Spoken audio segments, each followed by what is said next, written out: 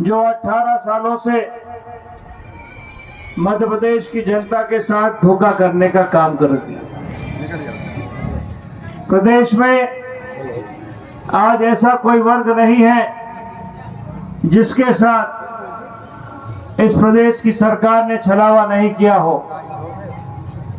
हमारे दलित भाई यहाँ बैठे हैं, आदिवासी भाई यहाँ बैठे हैं, हमारे नौजवान यहाँ बैठे हैं, हमारे किसान भाई यहाँ बैठे हैं, हमारी माताएं बहनें यहाँ पर बैठी हैं। कौन सा ऐसा वर्ग मध्य प्रदेश में है जो जिससे सरकार नाराज नहीं है? समूचे मध्य प्रदेश का सरकारी कर्मचारी भी इस प्रदेश की सरकार से नाराज है और सबने ये संकल्प लिया है कि 23 के इस विधानसभा के चुनाव में मध्य प्रदेश में भारतीय जनता पार्टी की भ्रष्ट झूठी सरकार को हम उखाड़ फेंकेंगे। और बिजावर विधानसभा की चर्चा तो भोपाल तक आजकल हो रही है। यहाँ के विधायक जी कोई ऐसा अवैध काम नहीं है जो वो नहीं कर रहे हैं। पहले कांग्रेस में थे, फिर सपा में चले गए, सपा को छोड़ के फिर भाजपा में चले गए। अब भाजपा के बाद कौन सी पार्टी में जाने वाले हैं इसकी जानकारी मुझे अभी नहीं लगी। बबलू शुक्ला जी इस विधानसभा में अवैध जुए का काम आप कराएं, अवैध शराब आप बंटवाएं, अवैध रेता का उत्खनन पूरे जिले में आप कराएं। कोई ऐसा काम नहीं है जो बबलू शुक्ला जी नहीं करते हैं। मुझे पिछली बार जब आया तो कई लोगों ने कहा कि गांव-गांव, गली-गली अवैध शराब की बिक्री हो रही है और हमारा नौजवान अवैध शराब की लत में लग गया है गली-गली में, और बिकवाने वाले और कोई नहीं है। भारतीय जनता पार्टी के स्थानीय विधायक बबलू शुक्ला और भारतीय जनता पार्टी के नेता अभिनेता इस काम में लगे हुए हैं। बताइए मैं अगर गलत कह रहा हूं तो? मैं सही कह रहा हूं, गलत कह रहा हूं? ये हमारे बिजावर विधानसभा की स्थिति है मित्रों। और जो व्यक्ति का कोई ठोर ठिकाना नहीं हो, चार पार्टी बदल कर आया हो, उससे आप अपने क्षेत्र की विकास की बात क्या करोगे? जिसका खुद का ठिकाना नहीं है, आज यहाँ है, कल कहाँ है, परसों कौन सी पार्टी में जाने वाला है। लेकिन एक बात मैं आपको इस मंच के माध्यम से जरूर बता दूं कि बबलू शुक्ला और जगदीश शुक्ला जी आपकी जगह कांग्रेस में अब जीवन भर नहीं आने वाली, ये ध्यान रखिएगा। क्योंकि आपने हमारे इस क्षेत्र के लोगों के साथ में बहुत जातियां की है। अगर कोई सही बात भी उठाने की कोशिश करता है तो हमारे कांग्रेस के कार्यकर्ता के खिलाफ आप पुलिस की में प्रकरण दर्ज कराते हैं, उसकी कायमी कराते हैं। झूठे प्रकरण पूरे मध्य प्रदेश में, पूरे छतरपुर जिले में भारतीय जनता पार्टी के नेता अभिनेता कांग्रेस के कार्यकर्ताओं के खिलाफ कर रहे हैं। लेकिन मैं आपको बता दूं और आपको चेता भी दूं कि सिर्फ 2 महीने का इंतजार करिए। 2 महीने बाद मध्य प्रदेश में कांग्रेस की सरकार आएगी और जो आपने हमारे कार्यकर्ताओं के साथ किया है उसका बदला चुन चुन कर हम आपसे लेने वाले हैं। आप बिल्कुल भी इस बात को ध्यान रखिए।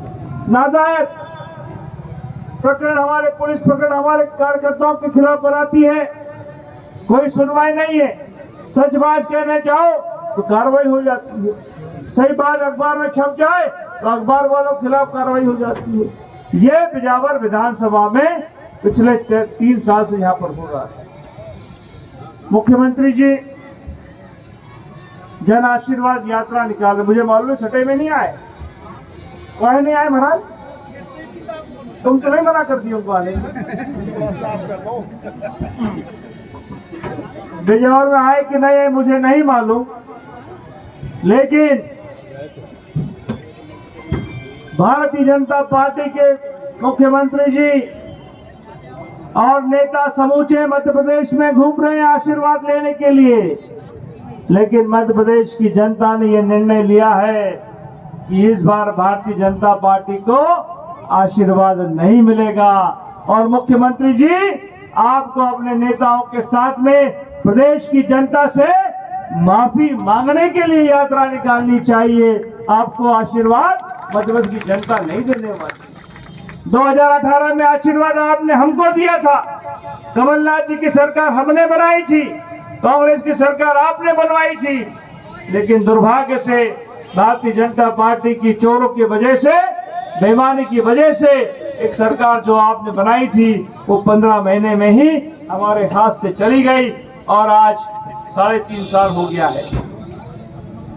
लेकिन 23 में मैं पूरे बुंदेलखंड में घूम रहा था, कई जगह गया, कई विधानसभाओं का दौरा करते हुए आपके बीच में आ रहा हूं।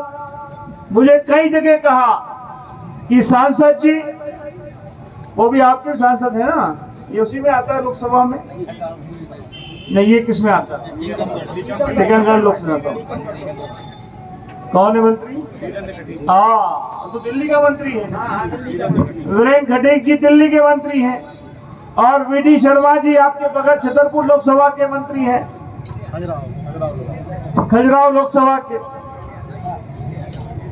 लेकिन वीडी शर्मा जी संसदीय रहते हुए और वीरेंद्र खटीक जी दिल्ली के मंत्री हैं, अभी भी मंत्री हैं।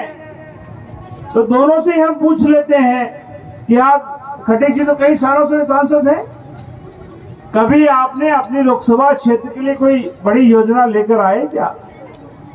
अगर लाए हो तो बता दीजिए। कोई ऐसी ताल तलैया बनाई है क्या जिससे क्षेत्र में किसान भाइयों को सिंचाई का साधन उपलब्ध हो सके?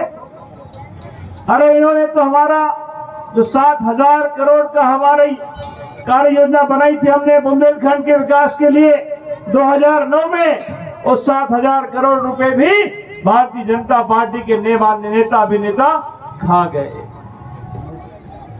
लेकिन हमने संकल्प लिया है कि हम बुंदेलखंड का विकास करेंगे और सरकार आने के बाद सबसे पहली प्राथमिकता कांग्रेस पार्टी की होगी कि हम बुंदेलखंड में किसान के खेत पर पानी की व्यवस्था कर दें।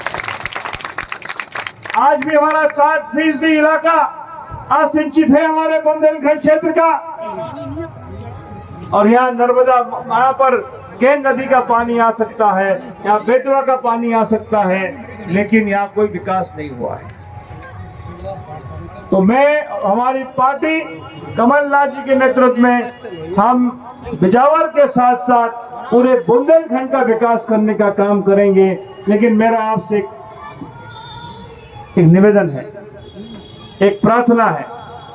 कई वर्षों से आप लोग ठगे जा रहे हो, कई वर्षों से आप भारतीय जनता पार्टी को वोट देते जा रहे हो, लेकिन आपके क्षेत्र में विकास नहीं हुआ है। भारतीय जनता पार्टी के नेता जन सेवक नहीं बन सकते हैं, जन सेवा नहीं करते हैं, वो अपनी सेवा करने में लगे रहते हैं, इसलिए जन सेवा उनके किताब में नहीं है। तो बिजावर क्षेत्र इसीलिए कई वर्षों से पिछड़ा है और मैं प्रार्थना करता हूं आपसे कि 23 के चुनाव में आप सब लोग मिलकर इस बिजावर क्षेत्र से कांग्रेस पार्टी के उम्मीदवार को विधायक बनाकर भोपाल भेजें। बाकी इस क्षेत्र की जिम्मेदारी मैं और हमारे साथी लेते हैं कि बिजावर क्षेत्र में सटई में नगर पंचायत हमारी है, लेकिन सटई में काम नहीं हो पा रहा है। ये बिल्डिंग पड़ी है सामने, दुकानें बनकर तैयार है, लेकिन हमारे नगर पालिका अध्यक्ष जी दुकानों को अलॉट नहीं कर पा रहे हैं, क्योंकि इसके खिलाफ विधायक ने स्टे लिया आया। जो भी काम निर्माण का यहाँ आता है विधायक कमीशन मांगता है। किस बात का कमीशन?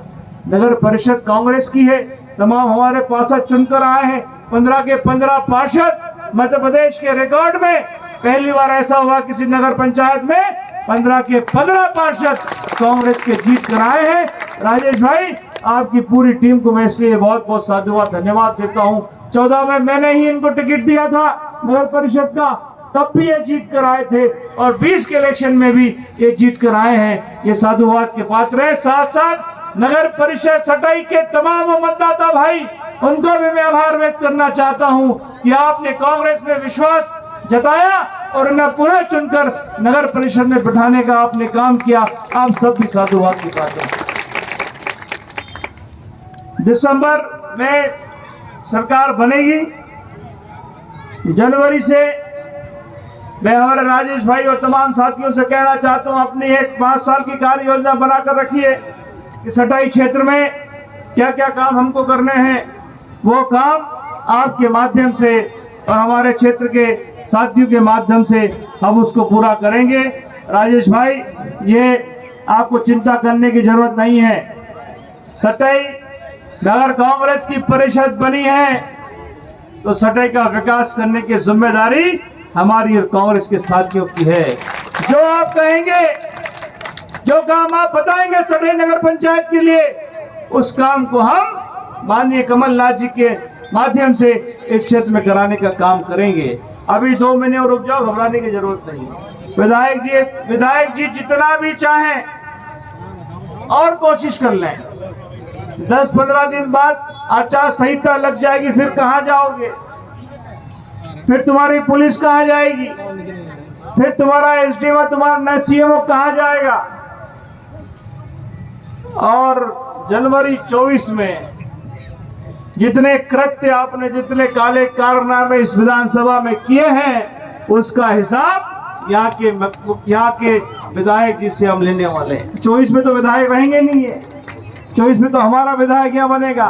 तो आप सब ताकत लगाकर मजबूती के साथ यहाँ पर अपने 2023 के मिशन में लगे और हमारे छतरपुर की 6 सीटें जिताकर कांग्रेस की झोली में डालें और इस क्षेत्र का विकास करने के लिए कांग्रेस की मदद करें। मैं इस अवसर पर आप सभी का बहुत बहुत आभार करता हूं। मुझे मालूम है बहुत गर्मी में आप, बहुत सारी बहनें हमारी यहाँ आई हुई हैं जो मुझे सुनने के लिए आई हैं, उन सब का मैं दिल से आभार करता हूँ। नगर परिषद के तमाम पार्षद साथियों का, जिला कांग्रेस, ब्लॉक कांग्रेस, सेवा दल, महिला कांग्रेस, यूथ कांग्रेस, NSCI, किसान कांग्रेस के तमाम साथियों का बहुत बहुत आभार करता हूँ। बहुत बहुत आपका धन्यवाद। जय हिंद, सबको राम राम पहुंचे।